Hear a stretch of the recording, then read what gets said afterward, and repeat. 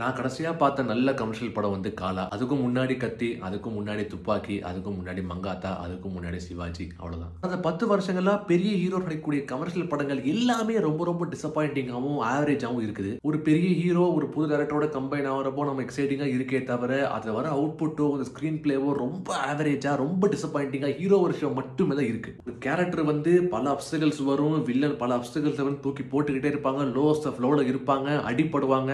அங்கேருந்து மேலே எழுந்து எப்படி கான்ஃப்ளிக்ட்டை சால்வ் பண்ணி எப்படி ப்ராப்ளமை சால்வ் பண்ணுறாங்கன்னு பார்க்குறப்போ தான் அந்த சுவாரஸ்யம் வரும்.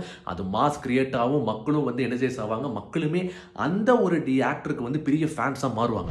இந்த ஃபார்மேட்டையும் மாற்றணும். ஒரு ஹீரோ வந்து 3 மாதம் டைமு, அதுக்குள்ளே படத்தை முடிங்க, எதையாவது ஒன்று ஸ்கிரிப்ட் எழுதுங்க, ஒரு படத்தை 1 இயரில் பண்ணும் அப்படிங்கிற ஒரு ஃபார்மேட்டையும் மாற்றணும். ஏன்னா ஒரு காலத்தில் அந்த டைம் பத்திச்சு, அந்த மாதிரி ஸ்கிரிப்ட் போதுமானதாக இருந்துச்சு. பட் இன்னைக்கு ஆடியன்ஸ் வந்து பலதரப்பட்ட சினிமா பார்க்குறாங்க, பல எக்ஸ்பெக்டேஷன் இருக்குது. கமர்ஷியல் சினிமானா வேற மாதிரி எதிர்பார்க்குறாங்க. ஸோ டைம் எடுத்து ஸ்கிரிப்ட் பண்ணால் நல்ல நல்ல கமர்ஷியல் படங்கள், பெரிய பட்ஜெட் படங்கள், சூப்பரான படங்கள் தமிழ் சினிமாவில் கொடுக்கலாம். ஸோ கூலிக்கு பிறகு இந்த கமர்ஷியல் சினிமா மீதான ஒரு ஹைப்பும் ஒரு ஹோப்பும் சுத்தமாக போயிடுச்சு.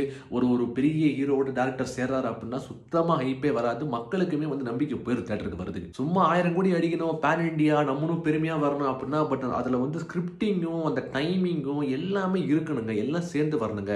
வெற்றிமாறன் சொன்ன மாதிரி if you want to go international we have to go local. நீங்கள் Ajith fans, Vijay fans, Rajini fans நிறைய பேர் முட்டு கொடுக்கல. இல்லை இந்த படம் நல்லா இருக்கு உங்களுக்கு தெரியும். ஆனால் மனசாட்சி தொட்டு நீங்கள் யோசிச்சு பாருங்க, கடந்த 10 வருஷத்துல எந்த படம் பெஸ்ட்டாக இருக்கு?